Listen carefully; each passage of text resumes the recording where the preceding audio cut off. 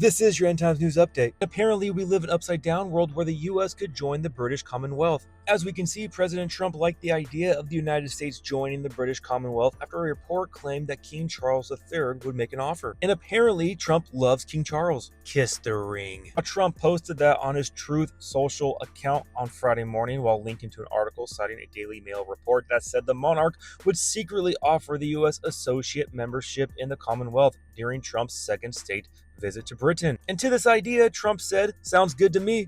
So America and Britain back together again, huh? Sure seems like a toxic relationship to me. Well, in other news, we have China warning of shocks that exceed expectations from Trump's tariffs next month. And speaking of Trump's tariffs next month, he has April 2nd as Liberation Day in America. Oh boy! Well, since we're talking about Trump right now, he has reportedly ordered to send the USS Carl Vinson to the Red Sea to join the USS Harry S. Truman aircraft carrier as the U.S. intensifies attacks on Houthi targets in Yemen. I wonder if Trump will get an aircraft carrier named after him. Well, since we're speaking about the possibility of a war machine being named after President Trump, we have this right here, how the U.S. unveils the sixth generation F-47 fighter jet, whose name is in homage to Trump. It's going to be the fastest, the greatest fighter jet ever. Now, we also have several senior Trump administration officials set to travel to Greenland this week. You better fall in line, Greenland, or Trump's going to send one of those F-47 fighter jets your way. Now, in some other news, we have the Arab League calling on all countries to end economic and military relations with Israel.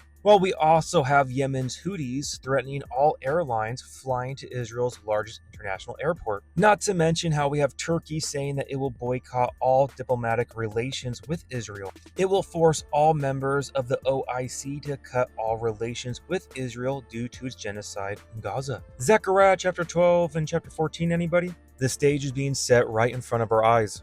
Now, speaking about April 2nd, we have Trump imposing a 25% tariff on Venezuelan oil trade, citing criminal infiltration, sets April 2nd, 2025 as the start date. Sounds like it's going to be an exciting day. Now, we also have the worldwide control grid being set right in front of our eyes, where we can see how Pakistan is all set for satellite internet as Starlink gets the nod. Now, while Mr. Tony Musk is creating a control grid with his satellites, we have this news coming out, how genetic testing firm 23andMe files for bankruptcy. Oh, that can't be good. So you're telling me that a company that has millions of individuals' DNA data has gone bankrupt and shall be selling that data at the highest bidder. What could go wrong?